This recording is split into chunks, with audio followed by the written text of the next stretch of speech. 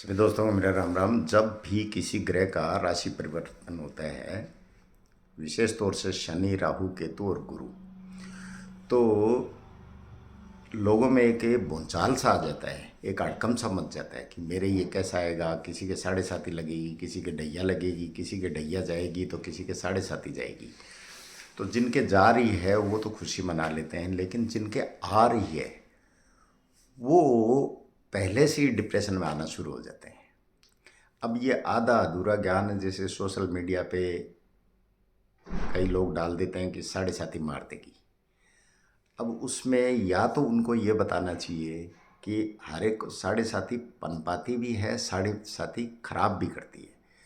और ये शनि जो है, जैसे कर्म है पूर्व जन्म के, इस जन्म के, उसके हिसाब से वो नाप तोल करता है, क्योंकि इसकी उच्च राशि है तुला, यानी वो पलड़ा जो है बराबर करके छोड़ेगा। तो इसलिए इसमें कोई डाउट नहीं कि शनि तकलीफ़ देता है, लेकिन अगर शनि के दुश्मन ग्रह को बलवान कर लिया जाए तो शनि तकलीफ़ नहीं देगा। जैसे मंगल जिसका मजबूत है तो उसको शनि ज़्यादा तकलीफ़ नहीं देता। राम के भी साढ़े साथी थी, रावण के भी थी। राम ने मंगल को मजबूत रखा। हनुमान जी की सेना थी, भाई साहब था जो मंगल को रिप्रेजेंट करते हैं। और रावण के पास सारे ग्रह अच्छे थे, लेकिन भाई साहब नहीं था, मंगल कमज़ोर था। तो इसलिए तुला राशि पे थी, लेकिन एक को फ़ायदा हुआ, एक को नुकसान हुआ। तो इस तरीके से या तो विद्वान को ये बताना चाहिए कि मीन राशि पे शनि आएगा, मेष राशि पे साढ़े साथी शुरू होगी। अगर मीन राशि पे शनि के मित्र ग्रह बैठे हैं तो वो अच्छा फल देगा। और अगर मीन राशि पे मान लो केतु बैठा है, राहु बैठा है, वो सॉरी केतु बैठा है या मंगल बैठा है, तो साढ़े साथी आपको तकलीफ़ दे सकती है। तो ऐसे में जब भी कोई ग्रह, एक सीधा सा फॉर्मूला है, जब भी कोई ग्रह नुकसान देने पे आता है, हमसे दुश्मनी करता है, तो दुश्मन ग्रह को बलवान कर दो। अब शनि का दुश्मन ग्रह कौन है? शनि का दुश्मन ग्रह है मंगल, सूर्य, ये दुश्मन है, तो इनको बलवान कर दो। एक फॉर्मूला तो ये है। और दूसरा ये है कि शनि के मित्र ग्रह उसके साथ लगा दो, लेकिन मित्र ग्रह में तो उसकी पावर और ज़्यादा बढ़ जाएगी। तो बेहतर ये होगा कि आप मंगल को मजबूत रखें। अब मंगल को मजबूत रखने का जब भी राहु केतु शनि के उपाय बताए जाते हैं तो हनुमान चालीसा, बजरंग बाण, संकट मोचन, हनुमान अष्टक के, हनुमान जी के 12 नाम, ये तो बताए जाते हैं। इसके साथ ही राजा विक्रमादित्य और शनि की कथा भी सुनाई जाती है, और उसमें कहा हुआ भी है शनि ने कि जो मेरी कथा सुनाएगा उसको मैं तकलीफ़ नहीं दूंगा। हनुमान जी को वरदान दिया हुआ है कि जो तेरा पुजारी होगा वो मेरी साढ़े साथी ढैया ये तो रहेगी, लेकिन मैं उसको कष्ट नहीं दूंगा। तो अब मानव जाति में हम देखें तो भाई मंगल है, अपने यार दोस्त हैं वो मंगल हैं, तो उनको आप मजबूत रखते हो, उनके साथ बैठ के खाना खाते हो, उनके साथ बातचीत करते हो, एक दूसरे की एनर्जी का आदान प्रदान करते हो। कहते हैं ना, भाग्य से भाग्य डूब जाता है और भाग्य से भाग्य तैर जाता है। तो अगर खुद का भाग्य साथ नहीं दे रहा तो आप दूसरे के साथ लग जाओ, और आपका साथ दे रहा है तो दूसरे को साथ लगा लो, ताकि वो जो उनके जो डूबती नैया है उसको आप खींच सकते हो। अब ये जो हवा खड़ा किया जाता है, एक आचार्य जी कह रहे थे कि मीन पे जैसे ही ये आएगा, मेष राशि पे साढ़े साथी शुरू होगी, तो जिन लोगों के शनि चंद्र जन्म से बैठे हैं उनको ब्रेन ट्यूमर होगा।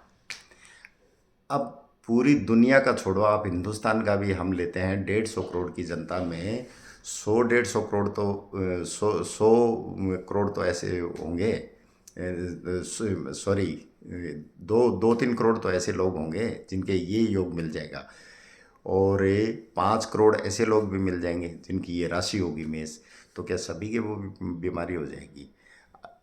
ये एस्ट्रोलॉजर को भी ध्यान रखना चाहिए कि वो क्या बोलने जा रहे हैं, क्योंकि डॉक्टर, एक अच्छा डॉक्टर वो होता है जो हमेशा पेशेंट को हौसला देता है, और एक अच्छा एस्ट्रोलॉजर वो है जो अपने क्लाइंट को हौसला देता है। सिर्फ व्यू बढ़ाने के लिए, अपना वर्चस्व बढ़ाने के लिए, वजूद कायम करने के लिए कुछ भी बोल देना। अब हेडलाइन दे दी, शनि तबाही लाएगा, वो सामने वाला देखेगा, देखते ही वो पढ़ना देखना उसके लिए मजबूरी हो जाएगी। और फिर वो भाषण सुनना शुरू करेगा तो उसका नर्व सिस्टम इतना डाउन हो जाएगा कि वो डिप्रेशन में चला जाएगा। अब 1-2 मिनट के भाषण के लिए अनगिनत लोग डिप्रेशन में चले जाते हैं। तो उन एस्ट्रोलॉजर विद्वानों से भी मेरी रिक्वेस्ट है कि वो इस तरह के वीडियोस ना डालें, क्योंकि ग्रह देखो पहले भी हुआ करते थे, ग्रह आज भी है। आज आदमी के कांटा चुभता है तो कहीं मेरा मंगल खराब नहीं हो गया, कहीं मेरा शनि खराब नहीं हो गया। पहले तलवारें चल जाती थी फिर भी कुंडली नहीं दिखाते थे, लेकिन संगठन था, आपस में भाईचारा था, सौहार्द था। तो इस वजह से लोगों का मंगल मजबूत था। कोई ग्रह उल्टा सीधा आ भी जाता तो वो इतना तकलीफ नहीं देता था। तो वो आज आप कर लो, कौन मना कर रहा है? आप भी बना के रखो सबसे। तो आपको ये जो ग्रह है मंगल मजबूत रहेगा तो आपको शनि कभी तकलीफ नहीं देगा। तो आप भी ऐसा करेंगे, आपको लाभ होगा। किसी को कोई डिप्रेशन में जाने की ज़रूरत नहीं है। ग्रह का ट्रांजिट सदियों से होता आ रहा है, आगे भी होता रहेगा। हाँ, प्रिकॉशन के लिए आप पूछ सकते हैं, उसमें खुद एक ग्रह पे कभी भी ना चलें कि मेरे ये ग्रह आ रहा है तो मुझे ये कर देगा। अब उसमें उसकी महादशा किसकी है, ट्रांजिट किसका है, कौन से नक्षत्र में बैठा है, योगिनी दशा क्या चल रही है, अपने 9 मास में क्या कह रहे हैं, 10 मास में क्या कह रहे हैं, तो वो सारी चीज़ें देखनी पड़ती हैं। अब एक ग्रह तेवा देखना सीख लिया और वो शुरू कर दिया, सर मेरे शनि यहाँ बैठा है मुझे क्या करना चाहिए। अरे भाई शनि बैठा है तो उसको भगा थोड़ी दोगे आप, वो तो बैठा रहेगा। लेकिन आपको शनि तकलीफ़ क्या दे रहा है वो देखो, आपको राहु तकलीफ़ क्या दे रहा है, आपको गुरु तकलीफ़ क्या दे रहा है। हम ये मान लेते हैं पापी ग्रह बदनाम है, बद अच्छा बदनाम बुरा, शनि राहु के तो बदनाम है, बोले ये आएंगे तो मार देंगे। मारने में तो सबसे ज़्यादा जो शुक्र सूर्य और ये जो मंगल होते हैं ये ज़्यादा मारते हैं। आप सरकार की चपेट में आके देखें, आप भले कितने ही बड़े रईस हों, सूर्य की चपेट होगी वो आपको बर्बाद कर देगा।